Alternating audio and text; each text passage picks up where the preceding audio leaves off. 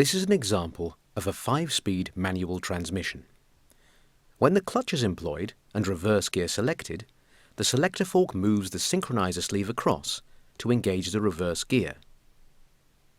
Simultaneously, this activates the small idler gear, which causes the output shaft to rotate in the opposite direction, driving the vehicle in reverse.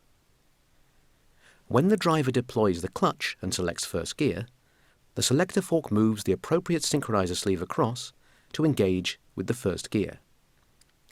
This connects the power via the engine with the lay shaft and output shaft, providing power to the wheels to drive the vehicle forward. This process continues sequentially up through the gears until the 5th and final gear is selected and engaged, at which stage the vehicle has reached cruising speed.